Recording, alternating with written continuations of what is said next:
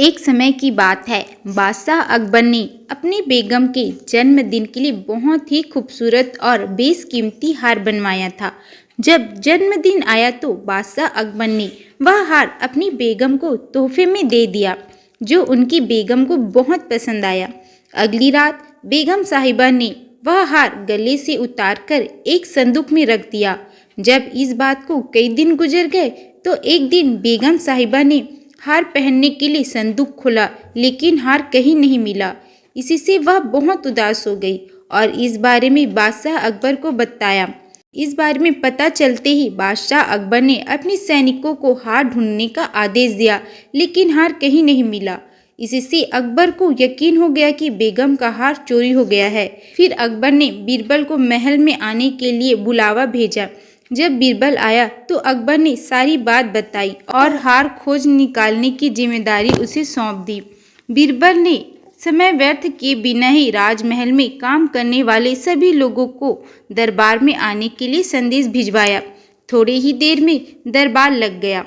दरबार में अकबर और बेगम सहित सभी काम करने वाले हाजिर थे, लेकिन बीरबल दरबार में नहीं था। सभी बीरबल का इंतजार कर रहे थे कि तभी बीरबल एक गधा लेकर राज दरबार में पहुंच जाता है। देर से दरबार में आने के लिए बीरबल बादशाह अकबर से माफ़ी मांगता है। सभी सोचने लगते हैं कि बीरबल गधे को लेकर राज दरबार में क्यों आया है। फिर बीरबल बताता है कि यह गधा उसका दोस्त है और इसके पास जादुई शक्ति है। यह शाही हार चुराने वाले का नाम बता सकता है। इसके बाद बीरबल जादुई गधे को सबसे नज़दीक वाले कमरे में ले जाकर बांध देता है और कहता है कि सभी एक एक करके कमरे में जाएं और गधे की पूंछ पकड़कर चिल्लाएं, जहां पना मैंने चोरी नहीं की है। साथ ही बीरबल कहता है कि आप सभी की आवाज़ दरबार तक आनी चाहिए। सभी के पूंछ पकड़कर चिल्लाने के बाद आखिर में गधा बताएगा कि चोरी किसने की है। के बाद सभी कमरे के बाहर एक लाइन में खड़े हो गए और एक एक करके सभी ने कमरे में जाना शुरू कर दिया। जो भी कमरे के अंदर जाता तो पूंछ पकड़कर चिल्लाना शुरू कर देता, जहां पना मैंने चोरी नहीं की है। जब सभी का नंबर आ जाता है तो अंत में बीरबल कमरे में जाता है और कुछ देर बाद कमरे से बाहर आ जाता है।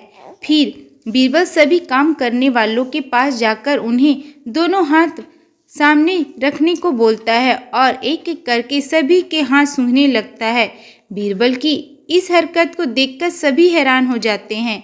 ऐसे ही सूंघते सूंघते एक काम करने वाले का हाथ पकड़कर बीरबल जोर से बोलता है, जहां पना इसने चोरी की है।